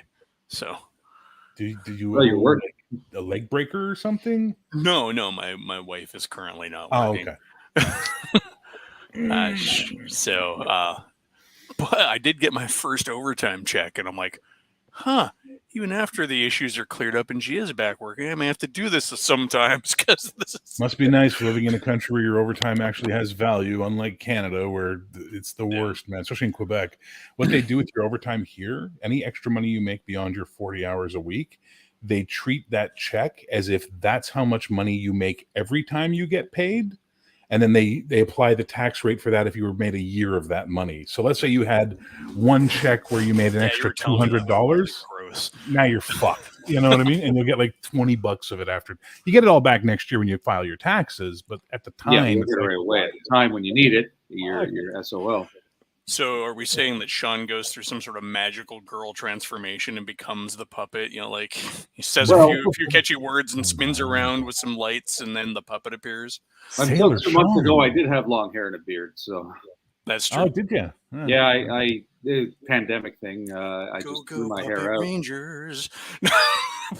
I don't think I have any pictures on this computer of that. Otherwise, I'd bring them up. But I just got sick of it. It's like, this is normal. This is what my headshots used to look like, and it's like, all right. Yeah, I tried growing my hair out for a while when we first went home. And actually, you probably remember me from back on the streams where I had the big. I'm like, how big can I get my beard? Evidently, infinitely laterally, but it never grows any longer. Your old shorts, Santa Claus. Exactly. And then at the same time, I was growing the mohawk out and just trying to see how long I could get it and stuff like that. And it just became so uncomfortable. And then I did the first summer here, and I'm like, no. Because, in Missouri, like right now, I'm in my basement. It's a nice, comfortable, probably like 65, 70 degrees. If I step outside, there's a heat warning. It's like triple digits. It's like 90 some odd to 105. So, yeah, we've been living with that for about 3 weeks in Canada. We just finally broke today. It's like a reasonable. Let me convert for the Americans. It's 17 degrees this morning. I think it might have gone up into 20 by now. It's 21 degrees in Montreal, which for Americans is 70 Fahrenheit, which is lovely. Yeah. You've had the heat in Toronto. Yesterday it broke this morning. So yeah, we had just a cell of humidity sitting over top of Eastern Canada for the last 3 weeks. In fact, I think West Coast had it too. So I feel bad. My kids right now are road tripping to Texas to move their grandparents back to Washington. So they're driving down there, going to drive the truck and stuff back. But Texas is hitting that massive heat wave. If Bear's face is hair envy. If Mechhead Studios is still here, he can probably give us the temp in Texas today. Jason, how hot is it if you're still here? So, other than editing, what have you been up to, Mages? Nothing. I woke up, saw you were streaming, and just sort of Grab a drink. sitting here. I hadn't even had breakfast yet. Yeah, me either. I got up, made coffee. Oh wait, no, I did have a slice of leftover pizza, so technically breakfast. I have to prep. I have my 5e game tomorrow, so I have the book out. Cool. I'm running my no, I'm probably not going to run my session tonight. Now that I keep saying, oh cool, it's Sunday and the new slot with where everybody's going to, like, the second occurrence of that new time slot, I've got 3 players out. One of them is one of my kids who's on their way to Texas right now, and 2 of them are doing something this weekend, and so I really can't run a game with 2 people. 2 players. But it's not the same. You want the group. Especially where they're at in the game, 2 people would be a bit of a, like, all right, who wants to ghost play the other characters, because you're really going to need them to get through what you're going through. So yeah, I'm not a fan of low small number groups anymore. Like, I like about 4 players and I'm happy. 6 is my limit. 3 is my minimal. Kind of brutal RPG grandma. What's this? She had to go to salary because they're too dumb too incompetent to pay hourly. Like, we can't do math. Math is hard. My AD&D game has 6 players, but they're all disciplined, so it's pretty easy because the amount of players also depends on how disciplined they are. These guys work together well; they know each other. Whereas I play games with 4 players who are just nuts. They don't know how to. They don't know how to work together. They're all over the map. So having 6 players like that would be a nightmare. 43 degrees Celsius. That's like 105. Man, what the hell? Where are you, Full Metal Dragon? The sun? Australia? Australia, Arizona. Probably. But it's dry heat, so possibly Arizona. Could be. Yeah, could be Arizona. It's not Texas with a dry heat. That's for sure. The Tatooine. Yeah, there you go. Yeah, my 5e group is not disciplined. They're all very much the sort of players who we're playing virtually, so that's part of it. But they're all usually in the middle of something else when we get playing. Like, back when we were playing later in the day, my friend was just getting one friend was and his girlfriend were just getting off of work, and so they're eating and trying to catch up for a good chunk of the game. And then, like, one is my kid, and so my kid is very much has to be doing something else to be able to focus. They have that kind of thing, like they have to keep grounded. My wife is similar, but also just the virtual nature. A lot of my players are older players who haven't quite gleaned that virtual nature, so there's a lot of what was that, or talking over people, and, like, my one friend who, I don't care how close he is to you, you'll never understand what he's saying because his volume seems to go down the closer he gets to you. I'm like, you're not that loud, you don't project that well. But when we used to play in person, he'd be to my left on a 4x4 gaming table, and, like, Scott, what was that? What was that, man? Can you speak up? He's a singer too. He's a singer too, which is kind of weird. I'm like, what do you think you're gonna, like, explode my head if you give me the full power of your voice? That would be an interesting superpower. I find for virtual play, once I started forcing everybody to have a camera on as opposed to not having a camera on, the talking over cut by 50%. I keep thinking that would be a good thing, but so far folks really aren't cool going on camera. No, Eli, I'm a dictator. I tell people what's happening, and if they don't like it, they can go play another game. Yeah, I'm not gonna. Yeah, that's not. No, I understand. We're they're definitely very different in that theory. Yeah, I'm very flexible and adaptable when it comes to it, and at the same time, I'm also the same person who's going to say this game isn't working. We've been playing it the way that you guys have wanted to play it. If it's not working, I'm not going to run. So I'm the other way. I'm like, I'll give you plenty of rope. If you choose to hang yourself with it, that's up to you. Yeah, I'm not. I'm very much like, I invest a lot of time and effort into this shit, so I don't want this to be a stress test for my patience. I just don't. You're the ground rules. If you can't follow the ground rules, sorry, you can't play. That's just the way it's going to be. And I'm doing that because I used to be like you. I used to go out of my way to make sure everybody was happy and everybody got with. And the stress levels were too high. And I eventually just snapped one day and went, "Fuck this! This is how I run the game, and we're done." That's how I'm able to. I don't have stress because that must be nice. What's that like? Is that I an truly interesting world to don't live give in? a shit. Mm. So it's like if it fails, it fails. It's not going to fail because of me. So. And on that day, they learned that Bear did, in fact, actually give a shit. You know, I mean, I care, but I pick and choose where I care and what I care about. You know, it's like raising my kids. I'm like, oh, you did the thing. Do you have all of your fingers? Okay, cool. Did you learn not to do it again? All right, cool. We're not going to have a big discourse. You're not going to get punished. You're going to do it again? No? Okay, cool. Oh, you did it again? You did it again? Well, now we're going to have a talk. Yeah. What do you, bye, Grandma. Take care. Have fun at church. Cheers, Grandma. Later. How many kids do you have, Eli? I have 2 of my own and many bonus kids. Okay, so you have multiple children. A friend of mine put it best. What's the bonus kid? Bonus kids are those kids who have come home and kind of glommed onto my household through my other kids. And the true bonus kids are the ones who ended up taking up residence with me for periods of time. My oldest, his best friend in high school, his family was moving to Indiana, and he did not want to move to Indiana, so he stayed with us for his senior year. And then my youngest had 2 friends whose home lives were just horrible, and we're like, yeah, you live here now.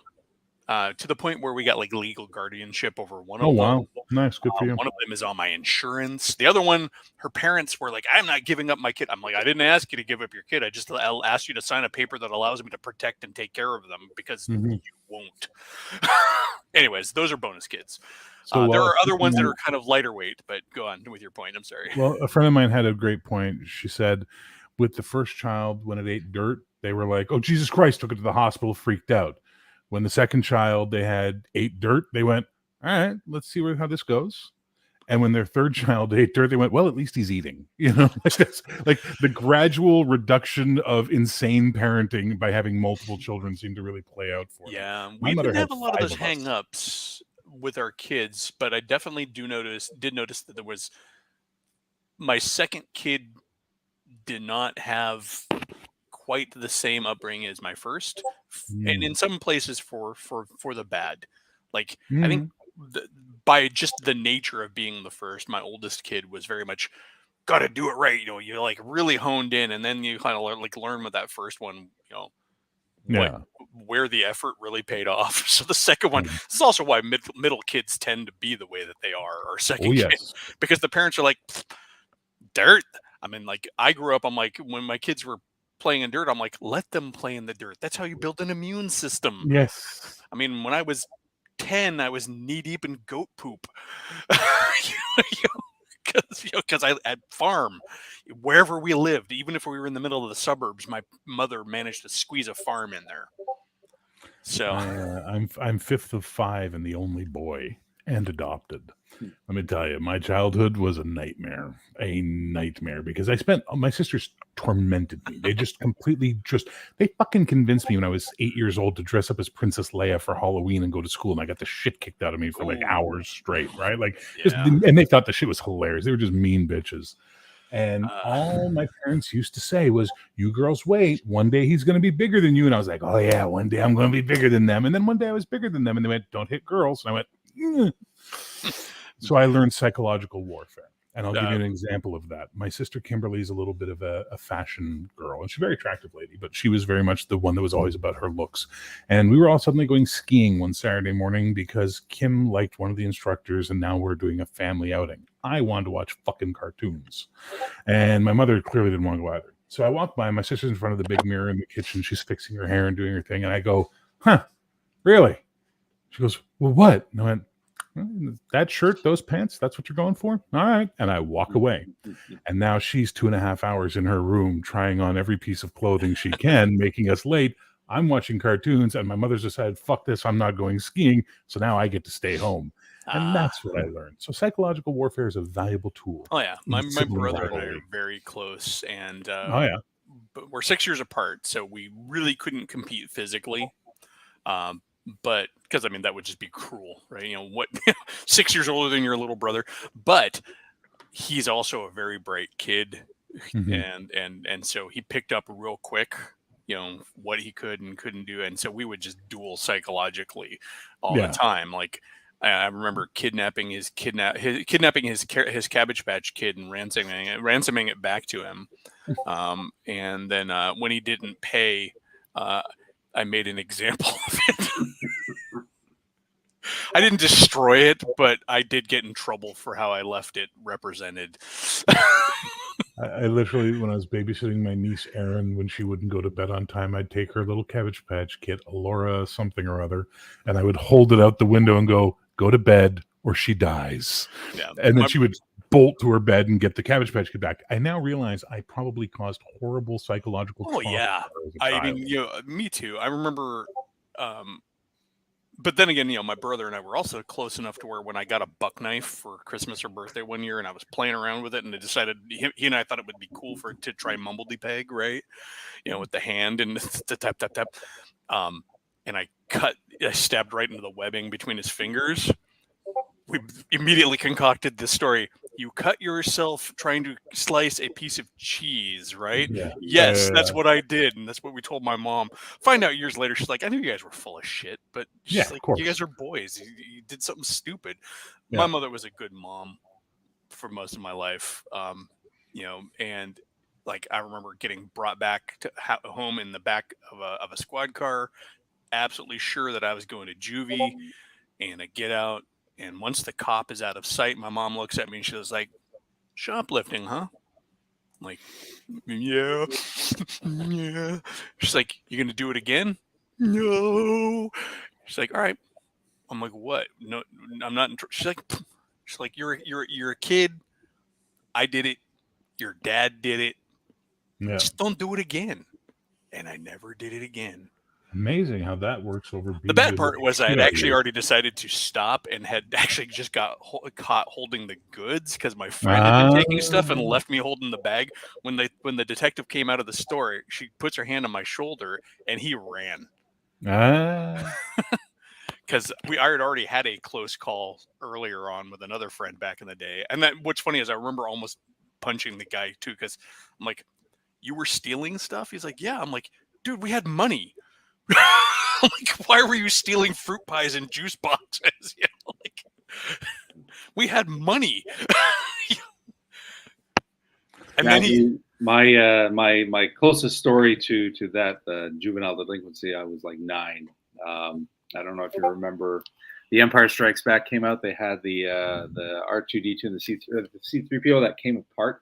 Yes. Oh yeah. The R2D2 with the antenna of the special. Of course, I really wanted that. My mother wouldn't get it, so went on over to the Bay and you know, did the old 5-figure discount. Hit the packages, you know, threw the toys in with all my other stuff, figuring out nobody will find it. My mother, you know how parents are psychic. She found them. He's like, where did these come from? And I'm like, what? I've always had them. No, you have not. Anyway, I didn't buy this for you. She knew. She marches me over to the Bay with the stolen goods, makes me apologize to the manager. Oh wow. Makes me pay for the stuff that I stole, with my own allowance money, of course. Of course. Marches me home with the stuff. I'm figuring, well, at least I paid for it. I can keep it now. And she's like, nope, into the garbage. She makes me toss them into the garbage. And I'm like, well, why'd I pay for them? So, no, this is your punishment. You're throwing them out. You don't get to keep them. Yeah. And then, of course, you know, well, I was about to say it's my room to be grounded. That's not true because I was an indoor kid. So for me, getting grounded was being kicked out and not allowed into the house.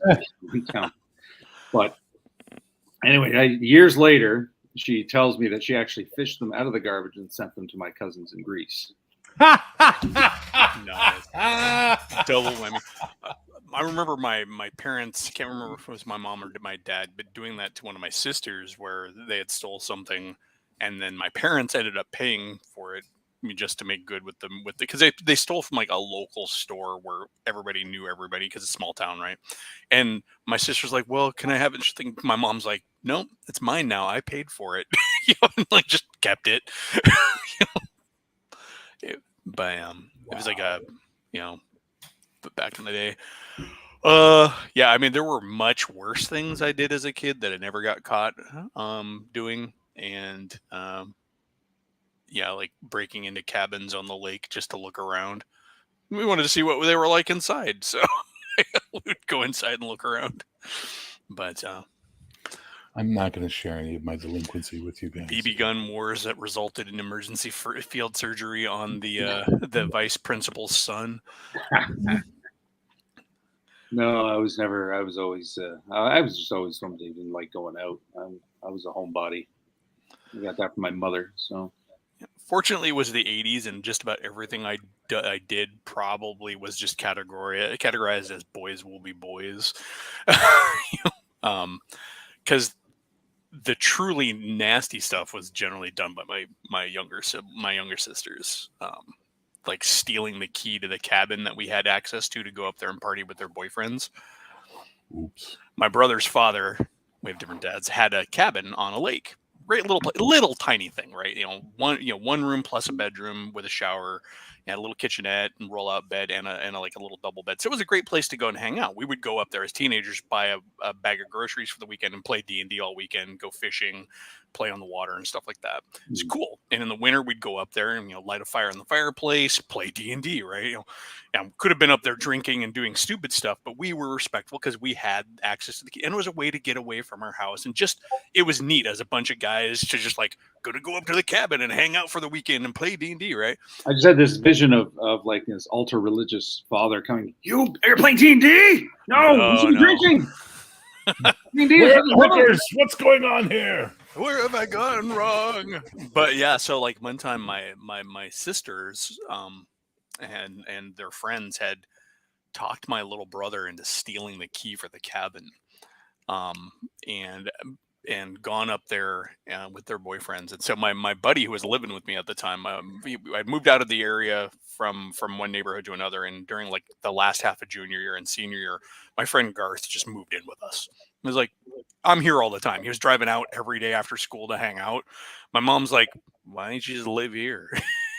His mom was even giving him like here's $50 a week to take care of my kid. But anyway, so him and I get up in the morning and we go down, and my sisters have done the classic blankets and pillows under the blanket thing to make it look like they're still in bed. And we're like, oh, what is this, the Brady Bunch? And so we knew what they were up to. We knew they were up to something. So they weren't there. So we go driving around, and we noticed that the key for the cabin is gone.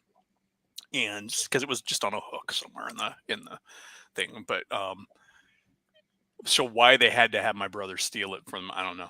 Because probably just plausible deniability. Exactly. So we drive past my two sisters on their way up to the cabin, and we'd been telling my dad for a couple of days that something's up, right? And he's like, no, they're just hanging out there. He wouldn't believe us. We're like, all right.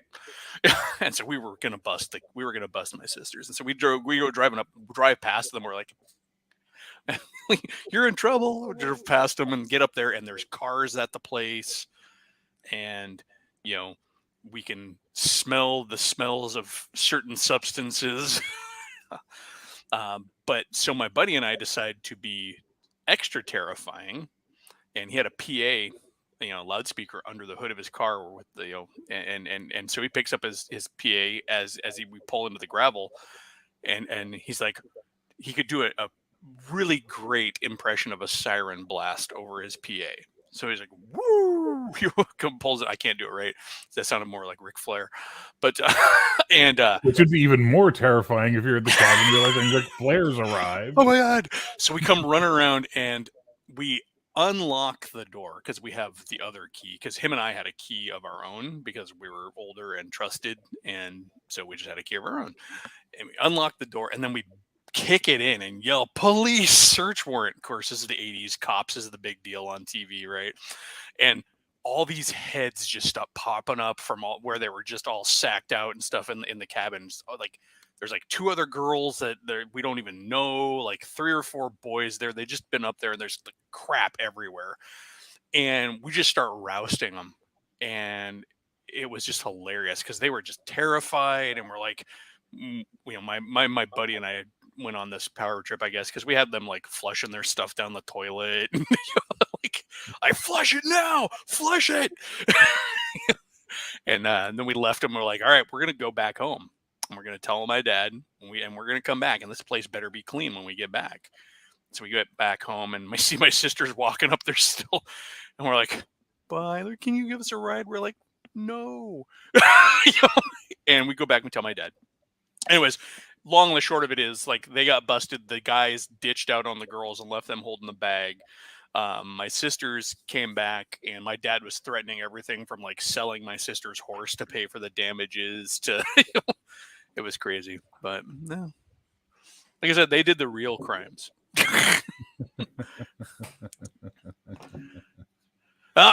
Jim, Sergeant Mushroom, he is one of the guys who used to hang out there. He lived down the block from me at the time when I was out in the country. That cabin was awesome. It was made of like it was like a cinder block cabin. It wasn't even all that impressive. It was like just a humble little cabin with its own dock and stuff like that. It was just the nice. It had a little mom and pop grocery store a couple blocks walk away. So you'd go up there, get your groceries, maybe get some, chicken out of the deli, that nice convenience store chicken that we all grew up with as teenagers. But no, it was cool. Yes, General Nut, the cottage had a flush toilet. It also had a shower and electricity. I think people often forget that the difference between a cottage and a cabin. You know what I mean? Like, a cottage has amenities. A cabin's a place in the woods where you go try not to freeze to death on deer season. Yeah, we just called it. It was always called a cabin. And keep in mind, when I'm saying up on the lake, this is a lake that had like $1 million houses around it, also like on the other side of the lake. So there was infrastructure there. Yeah. You drive down a concrete road to get to the cabin. There was a part of the road that you drove over getting up there that was gravel. Truly roughing it, huh? Yes. Yeah, we were never roughing it, no. Because the wilds of Washington State. Because we also had the grill outside, so fire pit and grill and stove and refrigerator inside. So we picked up it was very much a comfy cabin. So, my brother's dad, who was very much an academic all his life. In fact, he's never ever had to look for a job because he just did his grad studies at a university and just never left. He just got a job at the university and stayed until retirement. And his reason for going to the cabin is he was a kayaker and stuff like that. So he could go up there with his boat and paddle around on the lake, and he could just sit there and read through his books and crunch his numbers and, later on work on his laptop. But no, so it was pretty cool. All right. Well, we're reaching the last 15 minutes of this stream. Thanks for coming on, folks. It's been so generic versus specific. I think we can agree that, yes, the specifics get us the game. The one use I really find for specific games is they often do put genre specific things into game terms that speak our gamer language, which we can then convert easily to other systems if we want to. So they are good. Not to mention they do often grab a lot of that source book material and consolidate it into one place that you might otherwise have to look across 1,000 web pages, and maybe you missed that issue of Starlog back in 89 that they pulled the detail from. So they are good for that. But the generic system kind of, or general or broad system, kind of wins out overall because long enough timeline, a generic system, if it gets Steam, will become very specific. But it Dungeons will and Dragons. But they can always still flex and bring in new stuff easily enough. Even if your campaign gets really dialed in, and you watch a new movie that just speaks to you, or you read that latest book that had that really cool thing, the really cool thing makes it into your campaign without any headache or very little headache. D&D has always been good for that. I mean, most of us, I can say, probably have played D&D in the early days and gone, I really like that thing they did in that movie. It's in my world. Yeah. Well, D&D is good, especially early D&D is good for that because the system is generic. they've got the settings. Like if you look at Mystara, there are the Beckme sets. The known world, which became Mystara, is there, but you didn't have to use it, right? It wasn't tied in directly to the rule set. No, not like 5th edition, which is literally the Forgotten Realms role-playing game. Realms. Specifically the Sword Coast role-playing game. The sad part is, as specific as 5e's setting has become, it is also so generic to be without flavor. That's my ride. But how can you be so specific and yet be so flavorless at the same time? Well, Watsy said, "Hold my beer, watch this," and yes, they exactly. did it. And part of that comes down to just their constant shoving in of everything and their grandma from every other setting. You mentioned Mr. Welch earlier. One of the things he points out all the time is this was just yoinked for this was borged, as I think he calls it, for 5e. You need Luxodons. Okay, cool. We now have elephant men in 5e where they never were. In the Forgotten Realms where they never were there before. The turtle. The turtle, exactly. Tieflings were never a generic D&D world thing. They were a planescape thing. Mm-hmm. They changed the flavor of the tiefling. I actually don't mind them. The idea that they've got demonic traits because their ancestors made pacts with devils. It's not a race per se. It's more of a curse that they're born with. I still prefer the original tieflings, honestly, because they were even more interesting and esoteric in that, like, none of your parents had to be demons or devils or have any demonic or devil blood in you. You just spent too much time your parents spent too much time in the abyss, and that just leached into you. Mm-hmm. Or you hung out on the 9 hells too much, and while your mom was pregnant with you, and you came out with a tail. I prefer to hang out in the 9 hells, Well, like in Planescape you did, because you were constantly plane hopping, because they were originally the Plane Touched was their other kind of name, and it was very much, and they had other weirdnesses besides their physicality. It could be that your shadow moved independently of you, right?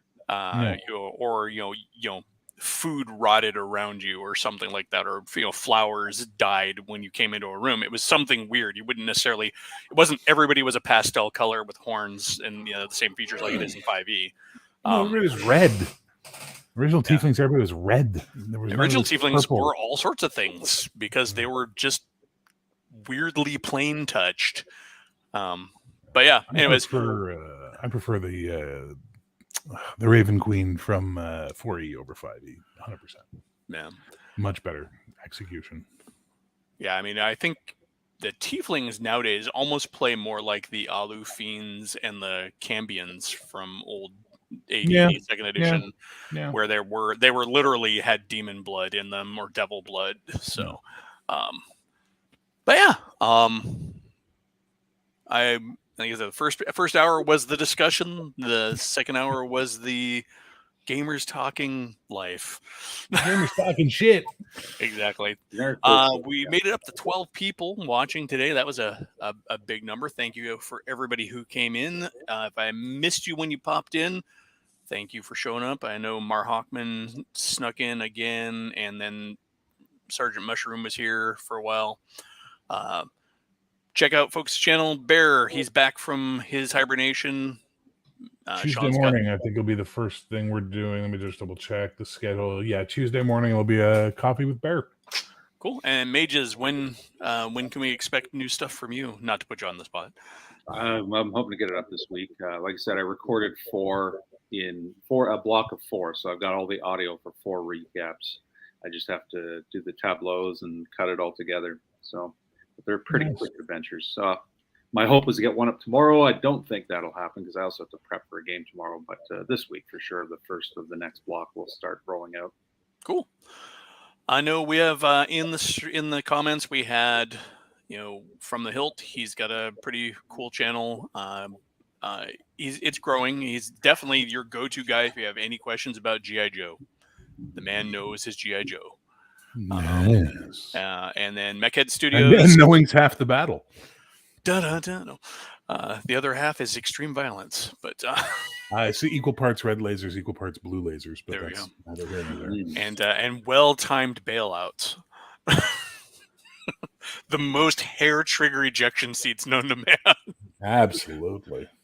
They're like the old, was it the old smash up derby cars where it's like as soon as something hits those planes, they eject you. But then we also had the old geek, and we had let's see, Mechhead Studios is here. He's of course, a good chunk of us get here because of Geeks Channel. So check out your old Geeks Channel.